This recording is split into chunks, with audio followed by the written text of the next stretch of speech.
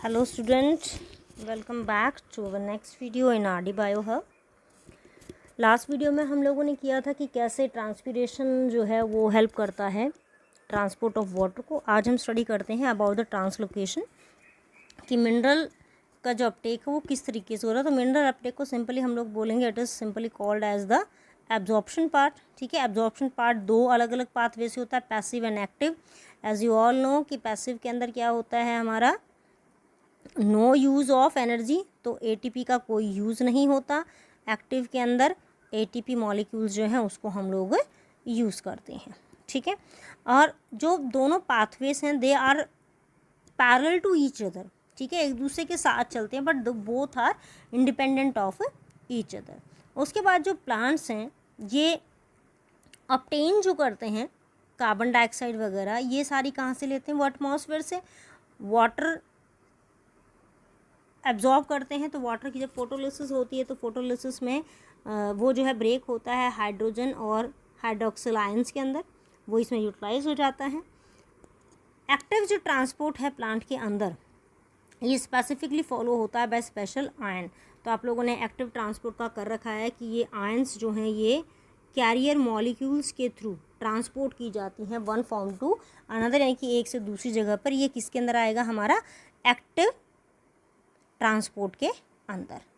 ठीक है, नेक्स्ट देखिए उसके बाद कि जो रूट्स हैं, ठीक है, ये जो अपटेक हो रहा है यहाँ पे हमारा, ये जो एनर्जी का यूज़ अप हो रहा है, तो रेस्पिरेटरी कुछ ऐसे प्रोडक्ट होते हैं जैसे साइनाइड वगैरह होते हैं, ये एटीपी के प्रोसेस को इनहिबिट करते हैं। तो इनहिबिट करेंगे तो क्या हो जाएगा? आयन का अपटेक क्या हो जाएगा? यानी कि आयंस को लेना क्या कर देगा? प्लांट कम कर देगा। ठीक है, तो एटीपी नहीं है तो वहाँ पे पाथ कौन सा हो गया? पैसिव। ठीक है, और इसके लिए इलेक्ट्रॉन प्रोटॉन ग्रेडियंट जो हम लोगों ने किया था साई डब्ल्यू is equal to psi s plus psi p, ये फैक्टर यहाँ पे वर्कआउट करेगा। ठीक है, जाइलम के अंदर यहाँ पे जो इनवर्ड मूवमेंट हो रहा है, इनवर्ड मूवमेंट के लिए हम लोग एक डायग्राम हम लोग देखते हैं यहाँ पे। तो डायग्राम बेसिकली जो है हमारा, ये देखिए, इसमें देखिए सिम्प्लास्ट और एपोप्लास्ट दो पाथवे इसके अंदर बता रखे हैं। दोनों पाथवे से हम लोगों ने जो क्या किया था, ट्रांसपोर्ट देखा था कि वाटर कैसे इनटेक हो रहा है। सिम्प्लास्ट के अंदर क्या हो रहा था? Cell membrane to cell membrane जा रहा था, और एपोप्लास्टिक पाथवे के अंदर क्या हो रहा था? इन बिटवीन द पेरीप्लाज्मिक जो स्पेस है, यानी कि सेल मेम्ब्रेन और सेल वॉल के बीच में जो स्पेस है वहाँ से ट्रांसपोर्ट हो रहा था। तो ये ट्रांसपोर्टेशन जो है ये फॉलो करता है इन पैसिव ट्रांसपोर्ट। नेक्स्ट है ट्रांसलोकेशन ऑफ मिनरल्स और सॉल्ट्स का कैसे होगा ट्रांसलोकेशन। ये बेसिकली वही सेम आ जाएगा हमारा, जाइलम के अंदर चल रहा है एक्टिव या पैसिव मोड से हो जाएगा। ठीक है, और बिकॉज जो प्लांट्स के अंदर जो मूवमेंट है वो अपवर्ड भी होती है डाउनवर्ड भी होती है। ठीक है, यानी कि जो फ्लोएम जब फूड बनाता है तो फूड बनाने का काम है लीव्स का। ठीक है, लीव्स से सपोर्ट वो रूट में जा रहे हैं, और एक प्लांट के अंदर जब पतझड़ का मौसम आ रहा है तो उस टाइम पे क्या होगा? सारी लीव्स उसकी शेड ऑफ होगी। ठीक है, जब न्यू लीव्स अराइज हो रही है तो उस टाइम पे फूड कहाँ से आएगा? तो वो फूड कहाँ से कहाँ जा रहा है? रूट वापस किसको दे रहा है? लीव्स को दे रहा है। तो ये डबल डायरेक्शन चल रहा है, this is called as bidirectional. तो जो स्कॉट और होलाश थे, इन्होंने ये प्रोसेस डिमॉन्स्ट्रेट किया था by using radio active potassium इन्होंने यूज़ किया इन द प्लांट सेलिक। ठीक है, रेडियो एक्टिव एलिमेंट हम इसलिए यूज़ करते हैं कि they were easily deduct under the light. ठीक है, जब लाइट फॉल करते हैं हम लोग उनको, तो वो बेसिकली उनके अंदर क्या होता है कि लाइट एमिट करते हैं वो। ठीक है, अल्फ़ा बीटा गामा रेज होती हैं जो एमिट करते हैं, इजीली हम लोग उनको कैच आउट कर सकते हैं बाय पर्टिकुलर सेंसिटाइजर, जिनको यूज़ करके हम उनको कैच आउट कर सकते हैं।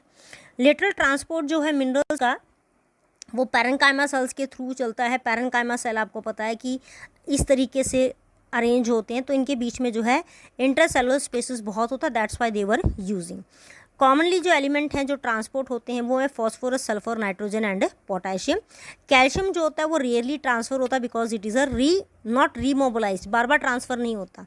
यानी कि अगर एक बार ये लीफ में चला गया तो लीफ में ही रहेगा, वापस हम इसको रूट में या फिर हम इसको स्टेम में ट्रांसफ़र नहीं कर सकते। ठीक है, उसके बाद देखिए नेक्स्ट ट्रांसलोकेशन का अब ये डायरेक्शन जो इसमें दिखा रखा है कि एक तो फोटोसिंथेसिस रीज़न है, नॉन फोटोसिंथेटिक रीज़न है, एक होगा स्टोरेज का रीज़न। तो अगर हम इनको देखें, फोटोसिंथेटिक रीज़न जहाँ पे फूड प्रिपेयर होता है उसको बोला जाता है सोर्स, बिकॉज वहाँ पे एक्सेस अमाउंट ऑफ फूड जो है वो प्रेजेंट है। नॉन सिंथेटिक जो रीज़न है जहाँ पे फूड नहीं है, फूड ट्रांसफ़र करना है, इसको हम लोग किसका नाम देते हैं, सिंक का नाम देते हैं। ठीक है, अब इसमें ट्रांसपोर्टेशन के ऑर्गेनिक सॉल्यूट के डिफरेंट टाइप्स हैं। एक इसके अंदर दे रखा है डाउनवर्ड ट्रांसलोकेशन। डाउनवर्ड ट्रांसलोकेशन बहुत कॉमन है, कि लीफ ने जो फूड बनाया है वो food through the phloem tissues वो ट्रांसफ़र करता है स्टेम को या फिर रूट को, बिकॉज स्टेम और रूट के अंदर डिफरेंट टाइप के फंक्शन चल रहे हैं। कहीं पे स्टोरेज हो रहा है, कहीं पे उनके अंदर मॉडिफिकेशन हो रही है, मेटाबॉलिज्म चल रहा है, मेंटेनेंस चल रही है, सेकेंडरी ग्रोथ चल रही है। ठीक है, सेकंड प्रोसेस है हमारा अपवर्ड ट्रांसलोकेशन। अपवर्ड ट्रांसलोकेशन जो होता है ये बहुत कम प्लांट्स के अंदर होता है, ज़्यादा नहीं होता। ठीक है, यानी कि कॉमनली ऑब्जर्व नहीं होता कि इसको हम हर टाइम देख सकें। ये नॉर्मली कब देखा जाता है, जब एक प्लांट के अंदर स्टेम एपेक्स ग्रो होता है, फ्लावर की फॉर्मेशन होती है, फ्रूट की फॉर्मेशन होती है, उस टाइम पे। तो ना तो डेली के डेली प्लांट में नई स्टेम अराइज करती है, ना ही डेली प्लांट में कोई फ्लावर अराइज करता, ना ही डेली कोई फ्रूट अराइज करता है। एक पर्टिकुलर सीजन होता है, तो ये सीजनल पे देखी जाती है। लेटरल ट्रांसलोकेशन का मीनिंग क्या हुआ कि अगर मान लो जो हमारे टिश्यूज़ हैं फ्लोएम के, उसमें एक साइड पे सोर्स है, एक साइड पे सिंक है, देवर हॉरिजॉन्टली अरेंज, लेटरली अरेंज है। तो यहाँ से यहाँ पे अगर फूड जा रहा है, this is called as lateral translocation. Bidirectional का मतलब क्या हो जाएगा, अपवर्ड भी जा रहा है, डाउनवर्ड भी जा रहा है। इसको स्टडी किसने किया था, बेसिकली ये रायबर्ट ने स्टडी किया था। इन्होंने कार्बोहाइड्रेट्स को यूज़ किया था इस प्रोसेस के अंदर यूज़ करने के लिए। ठीक है, उसके बाद नेक्स्ट हमारा आता है flow from source to sink. Flow from source to sink के लिए इन्होंने कहा बेसिकली कि जो रेट होता है ट्रांसलोकेशन का वो एस्टिमेट होता है कितना, बेसिकली 100 सेंटीमीटर पर आवर, यानी कि इतना कम इसका रेट होता है। इसको प्रूफ करने के लिए हार्टिग ने जो है अपना एक्सपेरिमेंट किया, बट हार्टिग से पहले माल्फिगी जो थे उन्होंने एक्सपेरिमेंट किया था, बट वो इतना ज़्यादा इसको कर नहीं पाए, तो हार्टिग ने इसको जो है यूज़ आउट किया इसी प्रॉपर मेथड को। इन्होंने क्या किया कि एक प्लांट लिया, उसको कट कर दिया इस फॉर्म में। ठीक है, कट करके देखिए यहाँ पे एक्सेस में इस पर्टिकुलर पॉइंट के ऊपर अगर हम लोग देखें तो यहाँ पे एक्सेस के अंदर फूड जो है वो कलेक्ट होना स्टार्ट हो रखा है। ठीक है, यानी कि फूड जो है लीव्स ने प्रिपेयर किया और वो यहाँ पर आकर कलेक्ट हो गया। तो इस पर्टिकुलर पॉइंट को, जो ब्लजिंग आउट पॉइंट हो रहा है, इस पर्टिकुलर पॉइंट को हम लोग नाम देते हैं किसका, ग्रिडल का। ठीक है, जो ब्लजिंग आउट हो रही है, क्योंकि प्रोसेस तो चल रहा है, फूड प्रिपेयर हो रहा है यहाँ पे। ठीक है, ये जो ब्लजिंग हो रही किस वजह से हो रही है, क्योंकि जो लीफ हैं ये एक सोर्स की तरह काम कर रही हैं, क्योंकि यहाँ पे फूड प्रिपेयर हो रहा है by the process of photosynthesis. ठीक है, और ये जो पोर्शन है यहाँ पे फूड नहीं है, ये किसकी तरह बिहेव कर रहा है, it will behaving like a sink. तो फूड यहाँ पे ट्रांसफ़र हो जाएगा। ठीक है, उसके बाद इसके अंदर क्या हो जाएगा कि वही सोर्स एंड सिंक यहाँ पे चल रहा है। बाय डायरेक्शनल पाथवे जो है ये इसने बिल्कुल क्लियर कर दिया कि ये प्रोसेस कैसा होता है, हमारा बाय डायरेक्शनल होता है, because the direction of sugar transport is by directional. Phloem SAP is mainly water and sucrose. जो फ्लोएम का सैप होता है जो ट्रांसफ़र हो रहा है प्लांट के अंदर, वो वाटर सुक्रोज का बना हुआ है, बट उसके साथ शुगर भी है, हार्मोन भी है, and other amino acids are there. Hormone किस लिए एसेंशियल है, प्लांट की प्रॉपर ग्रोथ को मेंटेन करने के लिए। उसके बाद नेक्स्ट आती है हमारी एक ट्रेसर टेक्निक। तो ट्रेसर टेक्निक के अंदर बेसिकली ये एक मेथड है जिसके अकॉर्डिंग हम लोग फाइंड आउट करते हैं कि हमारा जो प्रोसेस है फ्लोएम के अंदर क्या प्रॉपर उसी मेथड से चल रहा है जिस तरीके से हम लोग कह रहे हैं कि वो बाय डायरेक्शनल मूव कर रहा है, from upper two lower source से सिंक की तरफ जा रहा है। तो इसी को ही प्रूव आउट करने के लिए ये मेथड जो है हम लोग यूज़ करते हैं, जिसको बोला जाता है ट्रेसर टेक्निक या ऑटो रेडियोग्राफी। इसके अंदर जिन एलिमेंट्स को हम लोग यूज़ करते हैं they were called as the tracer elements. ठीक है, उसके बाद नेक्स्ट अगर हम लोग देखें इसके अंदर तो ये यहाँ पे कुछ आपको एलिमेंट्स का नेम देखिए दिख रहा है कि कार्बन है, नाइट्रोजन है, सल्फर है, फॉस्फोरस है, कोबाल्ट है, मैग्नीशियम है, पोटेशियम है, ऑक्सीजन है। ये कुछ हमारे एलिमेंट्स हैं जिनको यूज़ किया जाता है as a tracer element. They were labelled as radioactive element, इनके रेडियो एक्टिव फॉर्म को ही हम यूज़ करते हैं, इनके सिंपल फॉर्म्स को यूज़ नहीं किया जाता है, ठीक है। तो ये एम्प्लॉयड हम किस लिए यानी कि यूज़ किस लिए करते हैं कि जो फ्लोएम टिश्यू है इसके अंदर जो ऑर्गेनिक कंपाउंड्स बने हैं वेदर दे आर ट्रांसलोकेटेड और नॉट, क्या वो ट्रांसलोकेट हो रहे हैं या नहीं हो रहे हैं, इसको प्रूफ करने के लिए, ठीक है। उसके बाद नेक्स्ट अगर हम लोग इसमें देखते हैं अपना, तो उसमें हमारा जो प्रोसेस आ जाएगा, वो प्रोसेस जो है हमारा नेक्स्ट हम लोग देखें तो ये मैकेनिज़्म है ट्रांसलोकेशन का। ट्रांसलोकेशन के अंदर बहुत सारी थ्योरीज जो हैं वो पुट आउट की गई कि डिफ्यूज़न होता है, एक्टिवेशन होता है एंड सो ऑन, बहुत सारी दी गई। बट द मोस्ट रिलायबल जो हमारी स्टोरी है, जो हाइपोथेसिस है, वो है protoplasmic and mass flow hypothesis. And mass flow hypothesis is the most acceptable one, जो सबसे ज़्यादा जो है यूज़ आउट की गई थी। अब हम पहले स्टडी करते हैं इसमें स्ट्रीमिंग प्रोटोप्लाज्मिक थ्योरी का, जो बेसिकली जो है हमारी हुगो डू वेरिस ने जो है ये दी थी हमारी, ठीक है। हुगो डू वेरिस ने जो ये मेथड दिया था, इसके अकॉर्डिंग इन्होंने क्या कहा कि जो प्रोटोप्लाज्मिक है वो मूव करता है basically from one end of sieve tube to another end, ठीक है। यानी कि अगर हम लोग मान लेते हैं कि ये सीव ट्यूब का वन एंड है, ठीक है, ये सीव ट्यूब है, ये मैंने बना दी सीव प्लेट, यहाँ पे जो फूड प्रेजेंट है वो यहाँ से लेके यहाँ तक बेसिकली मूव करेगा, ठीक है। और इसमें मेथड कौन सा बताया है इसने, सिंपल डिफ्यूज़न फॉलोअप कर रहा है नेक्स्ट सीव ट्यूब को देने के लिए। लेटर ऑन कैमी और थैनिंग इन्होंने भी इसको यूज़ किया और इन्होंने एक्सप्लेन किया कि it is a by directional movement. इन्होंने कहा कि रिवर्स ऑर्डर में भी ये जो मेथड है ये फॉलोअप होता है, ठीक है। उसके बाद next and the most acceptable theory that is the मंच हाइपोथेसिस। मंच हाइपोथेसिस या mass flow hypothesis, pressure flow hypothesis, ठीक है। इसको मंच हाइपोथेसिस बोलते हैं क्योंकि मंच ने इसको दिया था। मंच चॉकलेट है एंड मंच फूड, तो याद रख सकते हैं। क्राफ्ट ने भी इसको सपोर्ट किया था इन 1938 में, ठीक है। और सबसे ज़्यादा वैलिड यही वाली हाइपोथेसिस हमारी है। इसका रीज़न क्या था मोस्ट वैलिड का, इन्होंने एक्सप्लेन क्या किया, इन्होंने एक्सप्लेन किया कि हमारे पास ये दो एरियाज़ हैं, इसको फर्स्ट को इन्होंने माना सोर्स, सेकंड को इन्होंने माना सिंक एरिया, ठीक है।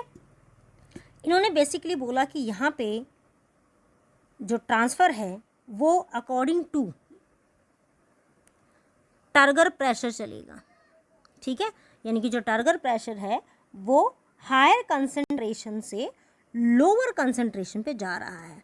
यानी कि इसने कहा कि यहाँ पे जो टर्गर प्रेशर है वो हाई है, यहाँ पे टर्गर प्रेशर लो है, तो हाई से कहाँ पे जाएगा, ये लो की तरफ जाएगा। ये सिंपली इस प्रोसेस के अंदर इन्होंने एक्सप्लेन किया। यानी कि यहाँ पे जा क्या रहा है अपना बेसिकली अगर हम लोग देखें तो ऑर्गेनिक सॉल्यूट जा रहे हैं, तो इन्होंने कहा कि जो ऑर्गेनिक सॉल्यूट्स हैं they were move from the region of higher osmotic pressure region to the lower osmotic pressure region, ठीक है। And this osmotic concentration flow is maintain by turgor pressure. ये इन्होंने जो है बेसिकली इसके अंदर एक्सप्लेन किया। अब इसके अंदर फर्दर और पॉइंट अपने आते हैं कि लोडिंग अपलोडिंग क्या होती है, ठीक है।